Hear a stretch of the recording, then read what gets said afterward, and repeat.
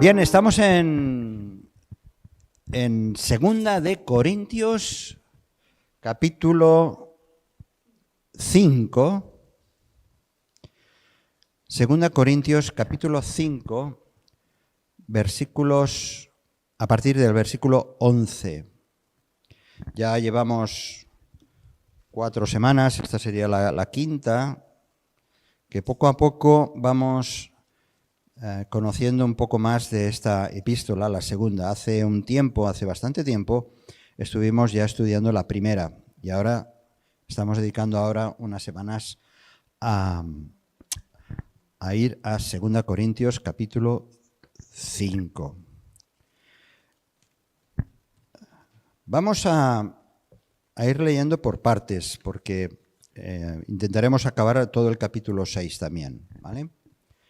Y no podemos entrar en todos los detalles, pero sí que iremos tratando los temas más importantes que encontramos en este fragmento.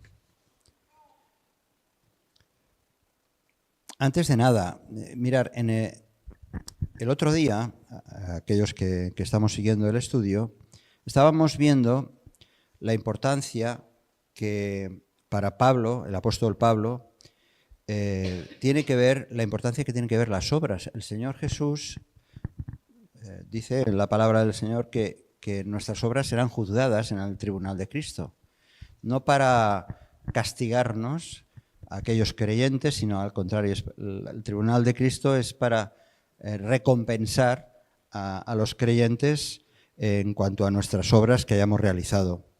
Pero, por supuesto, la salvación no depende de las obras. Lo que salva es la fe en Cristo Jesús y es a través de esa fe que podemos hacer buenas obras. Primero la fe, luego las obras. Bien, Pablo ha estado hablando sobre esto y ahora Pablo, a partir de estos versículos, que lo vamos a leer ahora, Pablo expone su propia experiencia respecto al cuidado que han de tener los corintios. Así que vamos a ir por partes. 2 Corintios, capítulo 5,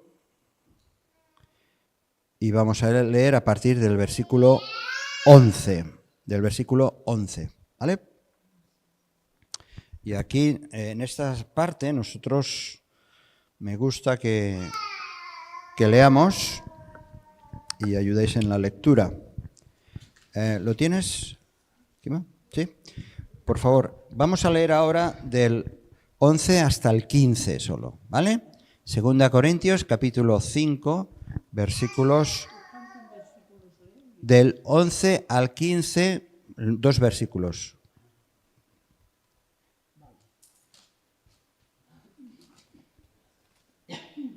¿Sí?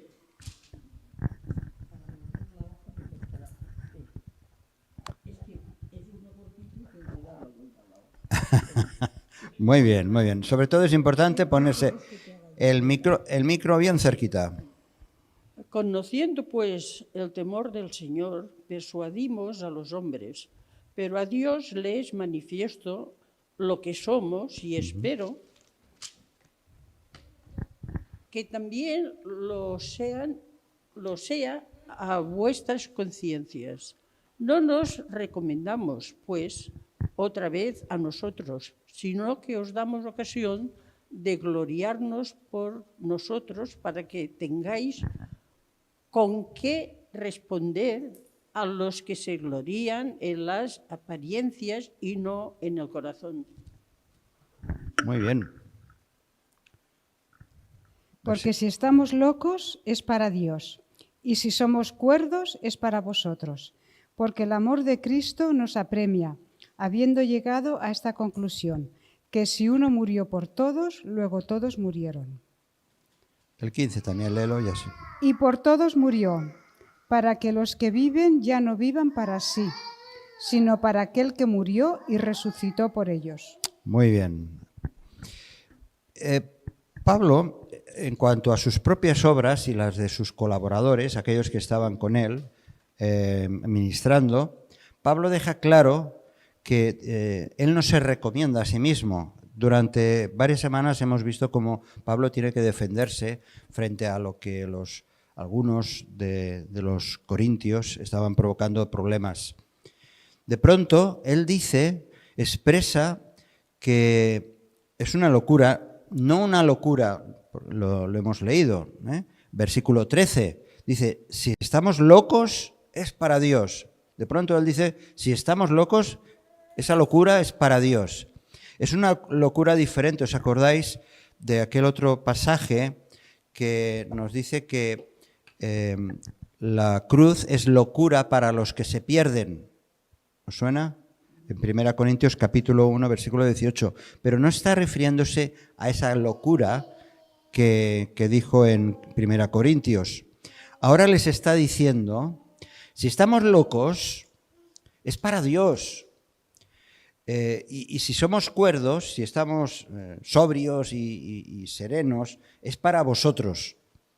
Es una locura que parece que viene de la excitación, la pasión por el Evangelio, que les lleva precisamente a Pablo a hablar con firmeza, con confianza, con denuedo. ¿Os acordáis cuando Pablo está delante de Festo, que lo cogen prisionero y él tiene que estar defendiendo su posición como ministro del Evangelio, y cómo Festo, aquel militar, soldado, gobernador, le dice, Pablo, estás loco, las muchas letras te han vuelto loco. Festo no quería decir que Pablo estaba enfermo de locura, sino que veía la pasión que tenía este hombre, Pablo, en anunciar el Evangelio, y dice, es que estás loco, es que tanto las muchas letras te vuelven loco, pero no por una cuestión de salud mental. Estaba fuera de sí. También al Señor Jesús le dijeron, aquellos enemigos que tuvo tantos el Señor Jesús, en una ocasión también le estaban diciendo, oye, estás fuera de sí, ¿no? Pero en realidad Jesús lo que era tan apasionado con el mensaje del Evangelio que para algunos les parecía que estaba fuera de sí.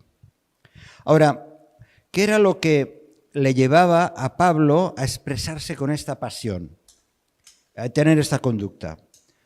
Leemos otra vez, el versículo 14 dice, esa pasión, esa locura, dice, porque el amor de Cristo nos constriñe, no nos restringe, que eso es otra cosa, es otra expresión, ¿no? La palabra constreñir tiene que ver con fortaleza, significa obligar con fuerza a que alguien haga algo.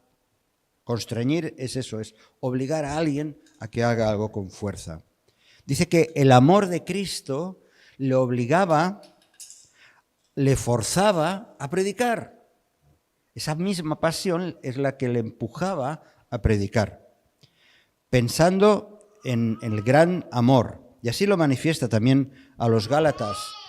En los Gálatas capítulo 2, vamos a Gálatas. Esto es un estudio bíblico, así que hemos de ir mirando los pasajes, comprobando lo que estamos estudiando y leyendo y viendo también lo que dicen otros pasajes. Gálatas, Gálatas capítulo 2, versículo 20, también un pasaje muy conocido. ¿Quién lo lee? ¿Lo lees, Luda? Gálatas 2, 20.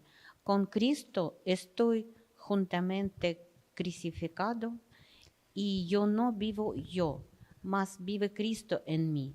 Y lo que ahora vivo en la carne, lo vivo en la fe del Hijo de Dios, el cual me amó y se entregó y sí mismo por mí.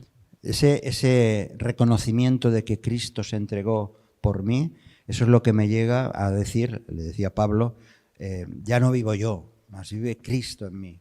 Esa pasión por el Señor. Así que la moralidad, las buenas costumbres, las buenas obras, el deseo de hacer y de crecer individualmente como iglesia, todo eso está muy bien, pero lo que realmente tiene valor es ese amor y esa pasión por Cristo. Jesús decía aquellas palabras de que cualquiera que ame a padre o a madre, hijo o hija, más que a mí, no es digno de mí. Así que el amor a Cristo ha de estar bien centrado en nuestras vidas, porque eso es lo que nos va a mover, a servir, a hacer, a dar y predicar el Evangelio. Sigue diciendo el versículo, volvemos otra vez a Corintios, no perdáis la señal de 2 Corintios. Yo me doy cuenta que yo la he perdido. Aquí ya lo tengo. Lo bueno de algunas Biblias es que tenemos esto, ¿verdad? Y nos ayuda.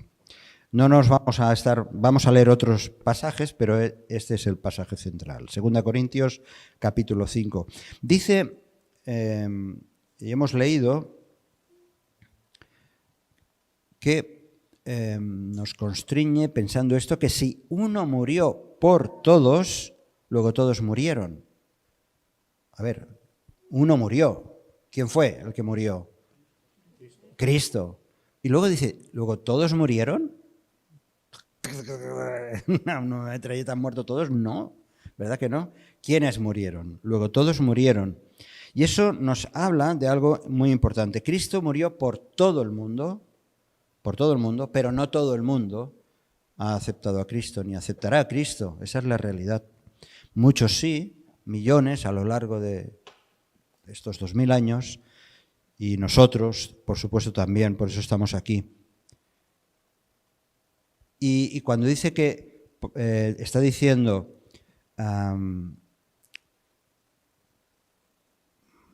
si uno murió por todos, luego todos murieron, está diciendo que aquellos que hemos creído en Cristo nos hemos identificado con su muerte y nosotros hemos muerto al mundo para tener una vida nueva. Luego todos murieron, sí, murieron porque nos estamos identificando con la muerte de Cristo. Un cristiano es una persona que se siente constreñida, obligada por ese amor por Cristo, porque nos hemos identificado con su muerte y la hemos recibido precisamente para recibir como consecuencia la vida eterna.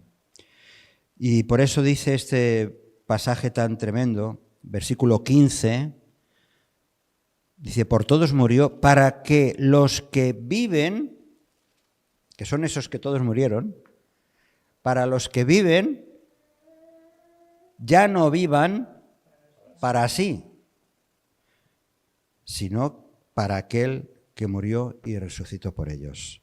Es que hay un cambio radical en la persona que cree en Cristo. Ya no vive para sí, no debe vivir para sí, no debemos vivir para nosotros mismos, sino para el Señor, porque Él es el que dio su vida por cada uno de nosotros. Bien, vamos avanzando. ¿Me vais siguiendo, verdad? ¿Sí? Voy a pedir a mi esposa, Marina, ¿me puedes traer las otras gafas que están en el despacho? Es que estas son de ver de lejos y de cerca lo veo todo borroso. Bien, vamos a seguir adelante.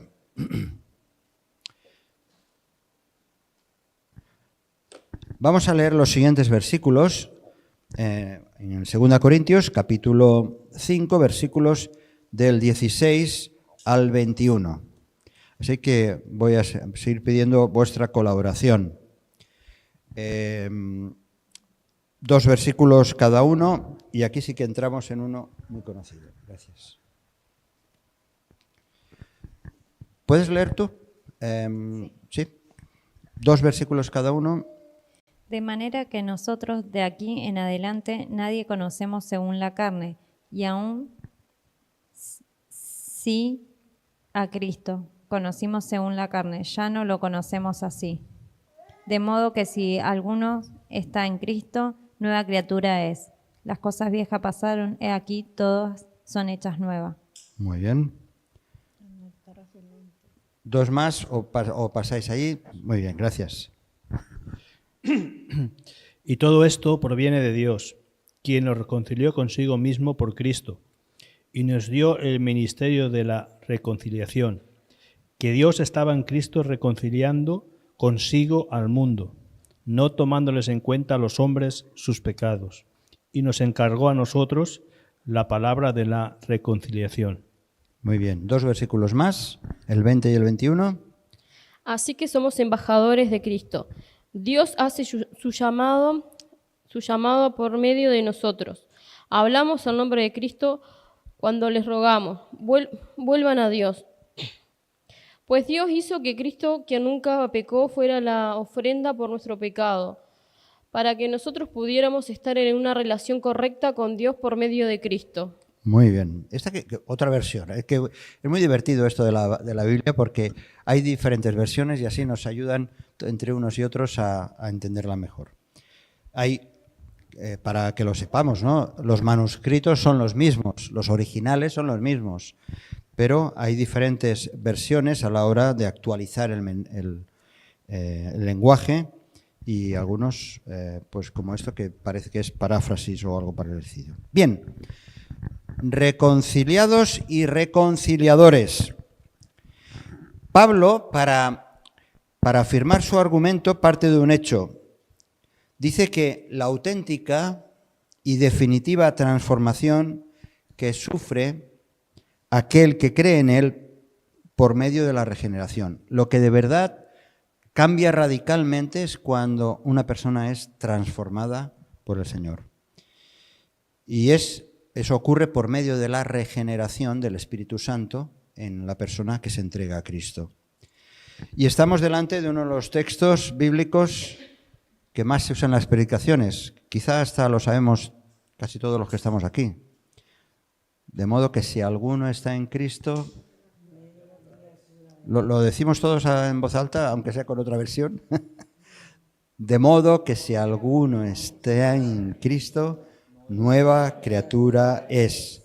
Las cosas viejas pasaron, he aquí todas son hechas nuevas. Muy bien, ¿verdad? Que es un pasaje, un versículo que lo conocemos bastante. Dice que mientras que por todos murió, que lo veíamos antes, aquí especifica que hay 180 grados de los que realmente han aceptado esa muerte como propia. Si alguno está, y eso ahí entramos nosotros, si alguno está en Cristo, estar en Cristo expresa la relación salvadora que tenemos cuando depositamos nuestra confianza en Jesús, en su persona. Y eso hace que haya una transformación de arriba abajo, completa. Antes estábamos en Adán, es decir, en la vieja naturaleza del pecado, bajo la condenación, la esclavitud del pecado. Antes hemos cantado, ¿verdad? Nos ha hecho libres del pecado. Pero ahora, si estamos en Cristo, somos una nueva persona. Ahora somos morada, casa del Espíritu Santo. Totalmente, radicalmente transformados. Dice Romanos capítulo 8, versículos 1 y 2. Romanos capítulo 8, versículos 1 y 2. Ahora pues, ninguna condenación hay para los que están en Cristo Jesús, los que no andan conforme a la carne, sino conforme al Espíritu. Porque la ley del Espíritu de vida en Cristo Jesús me ha librado de la ley del pecado y de la muerte. Ninguna condenación hay para los que están en Cristo, ¿verdad? Se repite, Pablo realmente en Romanos habla mucho acerca de esto, sobre esta verdad de estar en Cristo. Pablo desarrolla, como digo, en Romanos todo lo relacionado con la justificación, la santificación, etc. Dice el versículo 9, Romanos 8, 9, que ya que tiene Romanos, lo puedes leer, por favor, tú. El versículo 9, Romanos capítulo 8, versículo 9. Mas vosotros no vivís según la carne, sino según el Espíritu, si es que el Espíritu de Dios mora en vosotros.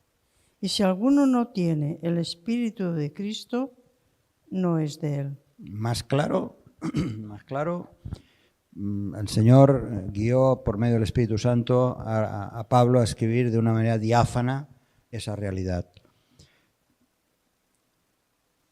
Si es que el Espíritu de Dios mora en vosotros, y si alguien no tiene el Espíritu de Cristo, no es de él. Resultado de estar en Cristo es algo totalmente nuevo, ¿eh? Acordaos otra vez del versículo, de modo que si alguno está en Cristo es una nueva creación. Es una nueva creación. Es algo totalmente nuevo.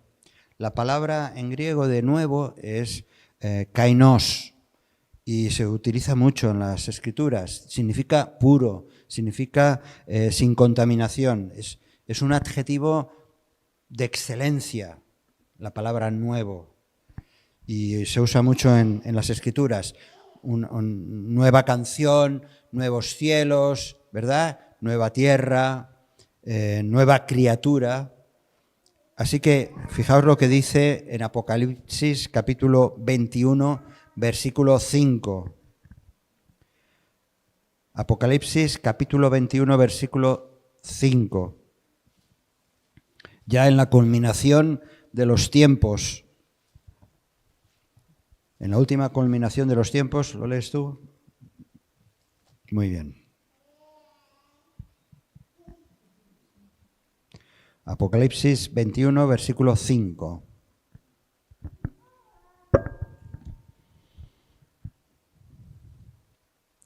Y el que estaba sentado en el trono dijo: He aquí, yo hago nuevas todas las cosas. Y me dijo: escribe, estas palabras son fieles y verdaderas. Muy bien. Fijaos, ya al final de los tiempos, ya cuando se ha cumplido todo lo que está profetizado en Apocalipsis, aún encontramos como Dios está diciendo: he aquí yo hago nuevas todas las cosas. Porque lo que corresponde al pasado, aquello que todo que tiene que ver con la parte de la caída, todo lo que tiene que ver con el pecado, todo eso quedará borrado 100% y ahora todas las cosas serán nuevas 100%. Así que a partir de esta verdad incuestionable, el apóstol, volvemos ahora a Corintios, 2 Corintios, el apóstol quiere dejar claro que todo esto proviene de Dios. Versículo 18 dice: y todo esto, todo eso nuevo que sucederá, que sucede cuando uno se entrega a Cristo, todo eso proviene de Dios, no proviene del esfuerzo humano, no proviene de la sabiduría. Está de moda, ¿no? Todas las filosofías, todos los consejos de autosuperación, todo eso, para que te dicen, tú puedes ser una nueva persona. Pero lo que está diciendo el Evangelio es que esa nueva creación proviene de Dios, proviene de Dios. Y aquí nace en un sentido este Dios reconciliador. No es que nace Dios, ¿eh? Pero la idea de que todo lo que es nuevo proviene única y exclusivamente de Dios. Y Dios es el que realiza la transformación espiritual. Quiero que esto quede muy claro, hermanos, hermanas. Es Dios quien hace la transformación. Nosotros nos esforzamos por obedecer a Dios, por querer hacer su voluntad, por conocer la palabra. Pero quien hace realmente el trabajo en nosotros es Dios. Es Dios. Y Dios que hace este trabajo de transformación, el propósito de esa transformación es, y la palabra clave es reconciliarnos con Él. Lo dice, fijaos, porque en primer lugar aquí hay que entender muy bien el orden. Dice, versículo 18, dice, todo esto proviene de Dios, quien nos reconcilió consigo mismo con Él, Él mismo toma la iniciativa para reconciliarse con nosotros. Y después somos nosotros los que nos tenemos que reconciliar con Él. Pero la iniciativa viene de parte de Dios. ¿Sí? Es Dios quien toma la iniciativa por amor a nosotros y quiere esa reconciliación.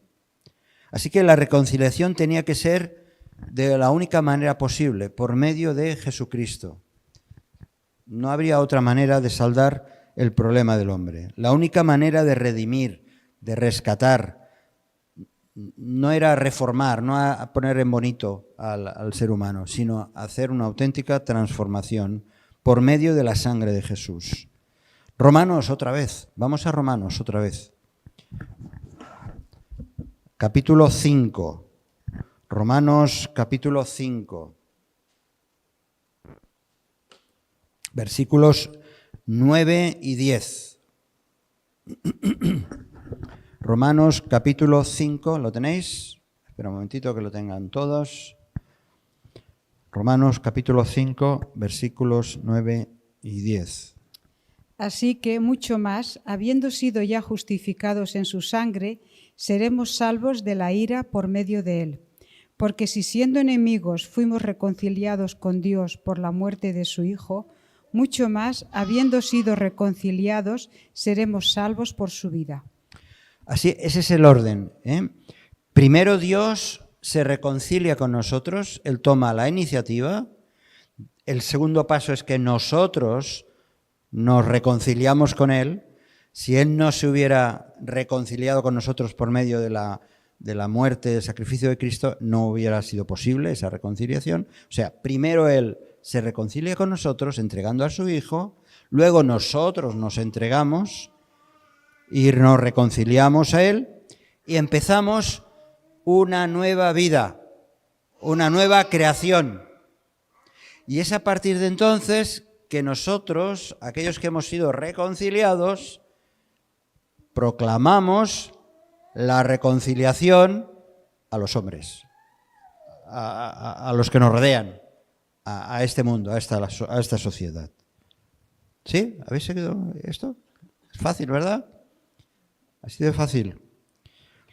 Así que Pablo está, su fuerza, el impacto de su mensaje, como el de sus colaboradores, como la de todo cristiano y cristiana de hoy en día incluso, todos somos emisarios, embajadores, él lo dice, ¿no? Embajadores de Cristo, representantes, proclamadores de la reconciliación. Es una tarea tremenda que el Señor ha puesto en nuestras manos. Decirle a las personas como experiencia propia, yo estaba lejos de ti, Señor, he visto que tu amor me ha llegado, te acepto como mi Salvador, haces una obra nueva, me has hecho una nueva criatura, como dice el texto que hemos leído, y ahora me envías para que yo proclame la reconciliación. Para que la reconciliación con otros, no con Dios, no, la reconciliación con Dios. La reconciliación con Dios, con otros también, ¿no? Pero lo más importante, la reconciliación con Dios. ¿Cuál es el mensaje, pues? El mensaje que tenemos es el Evangelio, las buenas noticias. ¿En qué consiste el reto? O la invitación, el llamado, lo que dice aquí. Estas tres palabras, reconciliaos con Dios. Fijaos porque es interesante porque, claro, esto lo leemos aquí en Corintios, una carta dirigida a cristianos. Cristianos que ya estaban reconciliados, ¿verdad? Eran corintios, eran creyentes. Pero parece ser que en el original, cuando dice, aquí, ¿dónde estás? Os rogamos en nombre de Cristo, reconciliaos con Dios. Parece ser que este pronombre, eluda, pronombre, eso es un pronombre. Ese os no existe en el original. Y lo que está diciendo Pablo es que el mensaje que tú tienes que dar es este. El que tienes que dar a los que no son creyentes es este. Reconciliaos con Dios. Es lo que Pablo está diciendo, es lo que nosotros estamos haciendo, y vosotros, corintios, y nosotros, de los que vivimos aquí en Cambrils, allá donde estemos, también es el mensaje que hemos de dar. Reconciliaos con Dios, reconciliaos con Dios. Es una invitación para todo el mundo. Bien, y acaba esta exposición recordando el valor del sacrificio. El versículo 21 dice, al que no conoció pecado, por nosotros lo hizo pecado, para que nosotros fuésemos hechos justicia de Dios en él. Al que no conoció pecado, por nosotros lo hizo pecado. No lo hizo pecador a Cristo. La obra redentora de Cristo no podía estar manchada de ninguna manera. Cristo tenía y era nada menos que el Hijo de Dios, Dios hecho hombre, puro, sin mácula. Así que tuvo que cargar Cristo precisamente el pecado de todos y fue ofrendado como pecado, cargando tu culpa y mi culpa, la culpa de toda la humanidad. Por eso dice que al que no conoció pecado, por nosotros lo hizo pecado. Cuando estaba siendo acusado en una ocasión de vínculos con Satanás, Jesús les lanzó esta pregunta a aquellos que le estaban hostigando y les dijo, ¿quién de vosotros me redarguye de pecado? ¿Quién me puede acusar de pecado? Nadie. Nadie podía acusar al Señor Jesús de pecado. Así que Jesús se presentó como una ofrenda para satisfacer la justicia divina, cargando los pecados del mundo, cargando tus pecados, cargando mis pecados, como si fuera Él un criminal maldito. Dice Gálatas capítulo 3, versículo 13, hasta este punto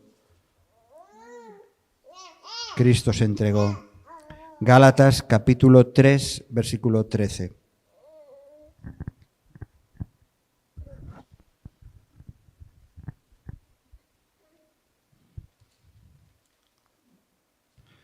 ¿Quién lo lees tú? Vale. Cristo nos redimió de la maldición de la ley, hecho por nosotros maldición, porque está escrito, maldito todo el que es colgado en es madero. Fijaos, fue tratado como un criminal maldito. Ana, ¿tú tienes la otra versión ahí? Sí. ¿Lo puedes? Me gustaría tener otra versión. Pero Cristo nos ha rescatado de la maldición dictada en la ley. Cuando fue colgado en la cruz, cargó sobre sí la maldición de nuestras fechorías. Pues está escrito, maldito todo el que está colgado en un madero. Sí. Vale, gracias. Vemos la dimensión del precio que tuvo que pagar el Señor Jesús por tus pecados, por mis pecados. Bien, sigamos adelante con Corintios y ya entramos en el capítulo 6. Lo vamos a ir avanzando de manera más rápida. El apóstol vuelve a retomar su propia defensa que ha estado diciendo en los capítulos anteriores, defendiendo su absoluta fidelidad al ministerio que el Señor ha puesto en sus manos. Lo hace primero con una exhortación directa y clara. Vamos a leer ahora, es hasta el versículo 13, pero vamos a leer fragmentos. Primero hasta los tres primeros versículos. ¿Lo lees? ¿Quién tiene el micro por ahí? Si lo tienes. Sí. Segunda Corintios, capítulo 6, del 1 al 3.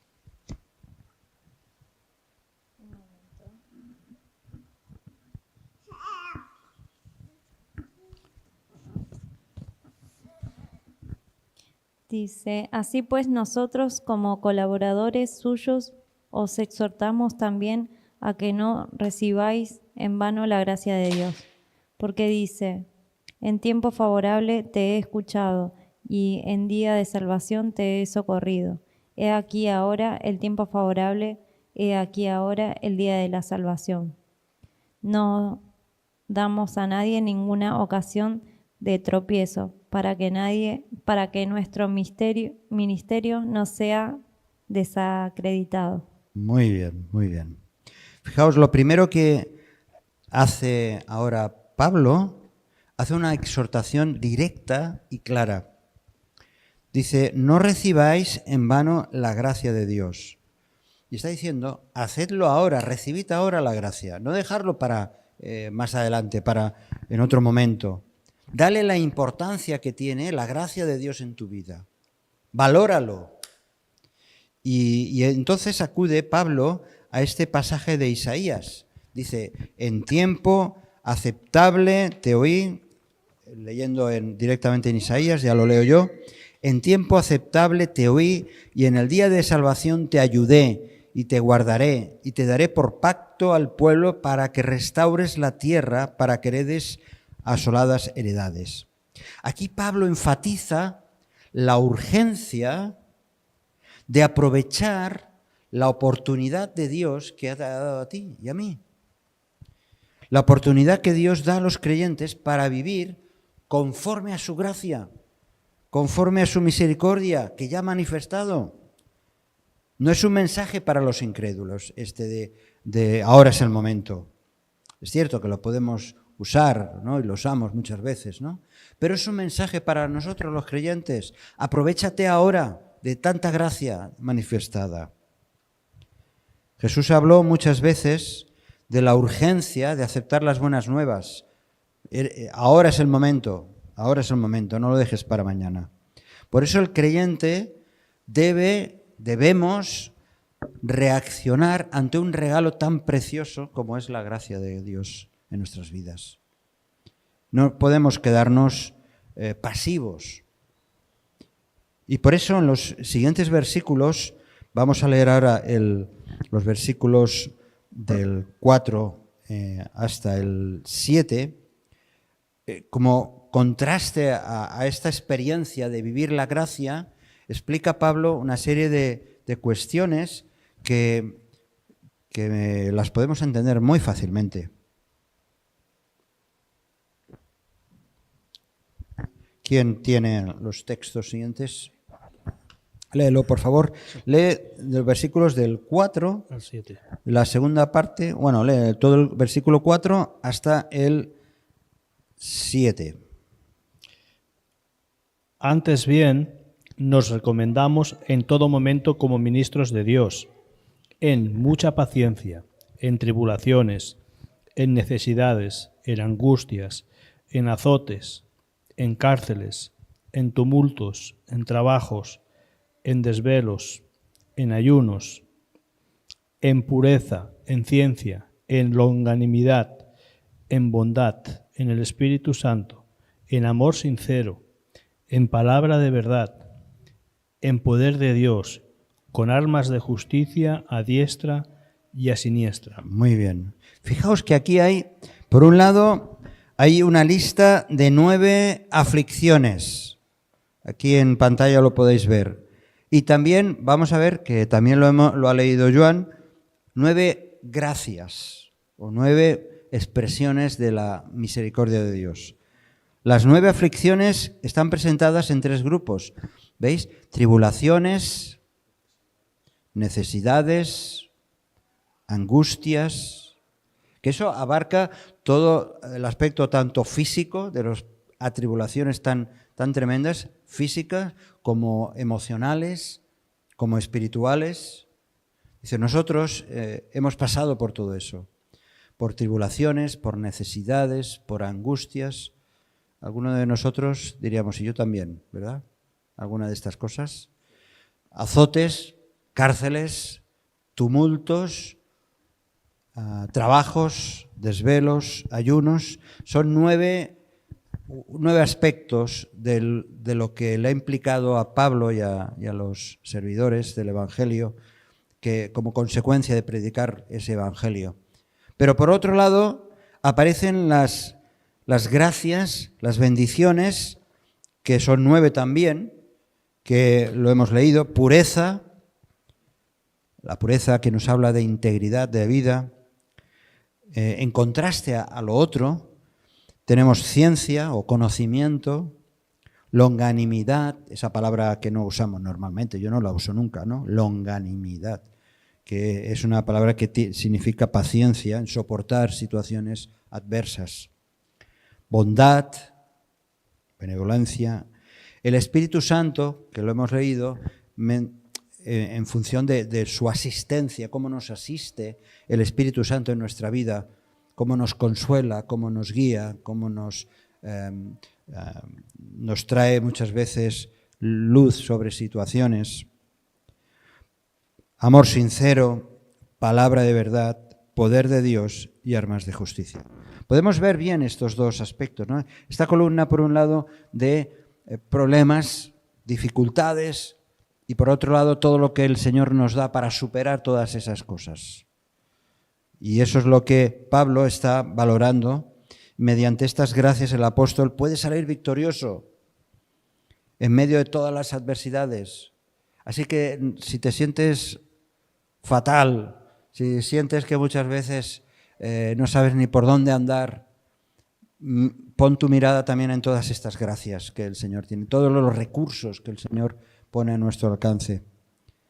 Por eso le dice Pablo a los corintios, más adelante, les está diciendo que ensanchado podéis salir victoriosos. Dice, mi corazón se ha ensanchado gracias a esa victoria, a pesar de los problemas. Los versículos siguientes habla de eso. A pesar de los problemas, mi corazón se ha ensanchado, y lo que espero de vosotros es que también vuestro corazón se ensanche, que no seáis egoístas o egocéntricos, pensando solamente en vosotros, que recibáis lo que os estoy dando. Y por eso en los versículos 8 y 9 leo yo: por honra y por deshonra, por mala fama y por buena fama, como engañadores pero veraces, como desconocidos pero bien conocidos, nos han tratado como moribundos, pero he aquí vivimos, como castigados pero no muertos, como entristecidos pero siempre gozosos. Fijaos, uno puede estar triste y gozoso al mismo tiempo. Puede estar triste por miles causas, pero al mismo tiempo tener ese gozo y esa paz del Señor. Como no teniendo nada, mas poseyéndolo todo. Lo que tengo es como si fuera rico. Y mira que nos faltan, creemos que nos faltan muchas cosas, y seguramente nos faltan muchas cosas. Por eso dice el versículo 11, nuestra boca se ha abierto a vosotros en Corintios, nuestro corazón se ha ensanchado. No importa todos los problemas. Acepto esas gracias de parte de Dios.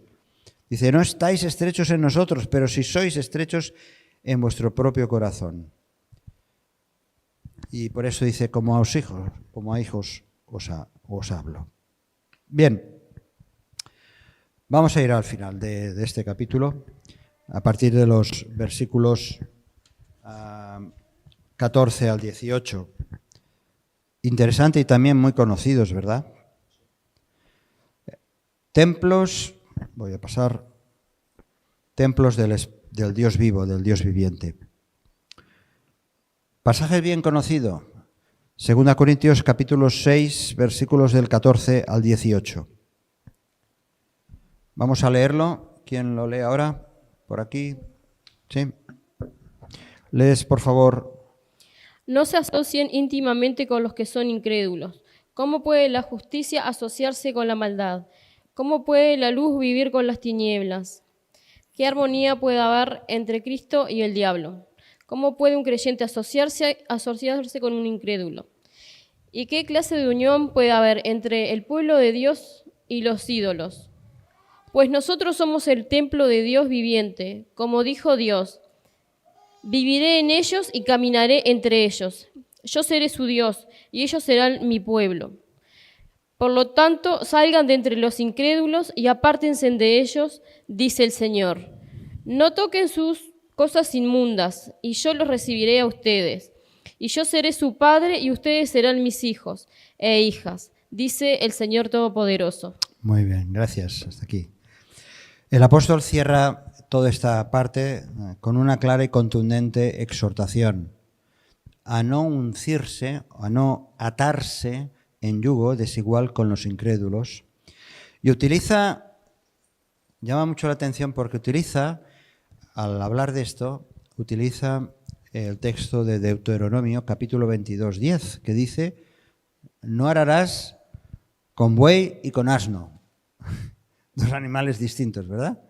Dos animales distintos, diferentes, con el paso, la estatura, el carácter, son diferentes.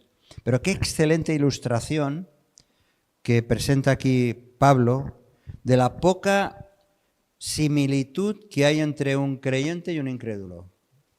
Aunque aparentemente podamos hacer muchas cosas juntos, y hacemos y debemos hacer, pero qué diferencias tan importantes desde el punto de vista de Dios sobre esa unión o ese caminar juntos, dos, que uno es creyente y el otro no lo es.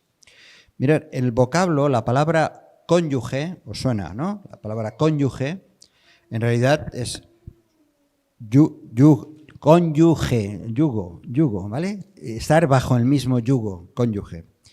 Quiere compartir, significa que es compartir el mismo yugo con otra persona, como es el caso del marido y la mujer en el matrimonio.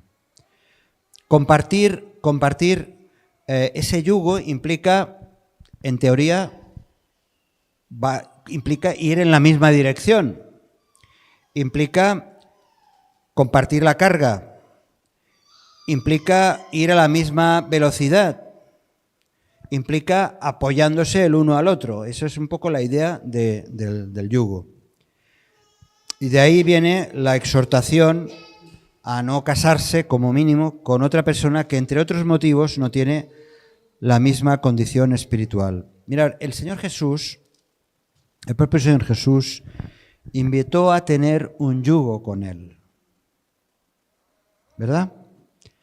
En Mateo 11, versículos 29-30 dice: llevad mi yugo sobre vosotros y aprended de mí, que soy manso y humilde de corazón, y hallaréis descanso para vuestras almas, porque mi yugo es fácil y ligera mi carga. Una parte del yugo, todos tenemos la imagen, ¿verdad?, del yugo. Una parte del yugo que está alrededor de nosotros, la otra parte está en los hombros de Jesús. Y nosotros nos sometemos a su liderazgo. Nos sometemos a su liderazgo y por medio de su yugo podemos sentir su empuje, podemos sentir su dirección, podemos sentir y ser guiados por Cristo. Eso es estar en el yugo. Está genial la niña, está preciosa, tranquila. Estar bajo el yugo de Jesús es realmente estar en buenas manos. Por medio de su yugo nos entrena el Señor Jesús para trabajar en su obra. Estar en yugo con Jesús nos convierte en sus socios, porque está caminando con nosotros en todas las áreas de nuestra vida. Ningún yugo que nos aleje del yugo de Jesús podría ser igual que el suyo. Por eso, esta exhortación no se dirige exclusivamente al tema de los matrimonios. Muchas veces se utiliza este pasaje en relación con los matrimonios mixtos, que se suele llamar. Tiene que ver mucho más allá en nuestras relaciones con otras personas. Tiene que ver también en el ámbito de los negocios o tiene que ver en el ámbito de la intimidad. No significa que nos hemos de aislar de los incrédulos, no está diciendo que nos alejemos de los incrédulos, ni siquiera que hemos de ir en contra de los incrédulos, no, para nada. Pero hay relaciones, espero que estéis de acuerdo conmigo, hay relaciones que implican compromiso, que implica una dependencia mutua, que muchas veces esas relaciones que están alejadas de Dios las estamos compartiendo como si fueran, pero no lo son. El peligro que tenían los corintios, cuando Pablo menciona este pasaje, el peligro que tenían los corintios era su convivencia con el paganismo, los ídolos, que había muchos en Corinto. Lo hemos dicho otras veces, ¿no? Era una ciudad llena de templos idólatras, participando en festividades, en ritos. Pero el mayor peligro que tenían los corintios era convivir con el mal, convivir con el mal, convivir con la influencia del mal. Y aquí Pablo hace una prohibición absoluta. Dice, no os unáis en yugo desigual. O sea que no solamente es la cuestión de pareja o de matrimonio, de hombre-mujer, sino en otras áreas de la vida que nuestras relaciones con según quienes, lo mejor es guardar la distancia, porque su influencia, no siendo cristiana, su influencia nos puede perjudicar. Y Pablo hace estas 5 preguntas para explicar esto que ha dicho, ¿no? Para este mandato. Versículos del 14 al 16 hace esta comparativa. Por un lado, la justicia. Dice, ¿qué tiene que ver la justicia con la injusticia o con el mal? ¿Qué tiene que ver la luz con las tinieblas? ¿Cuántas veces el Señor Jesús y el apóstol Juan habla de la luz y las tinieblas, ¿no? Para que sea bien claro. ¿Qué tiene que ver, qué puede hacer Cristo frente a Belial? Belial no es simplemente el diablo, sino está hablando de aquel que es perverso, de aquel que es malo, que practica la maldad.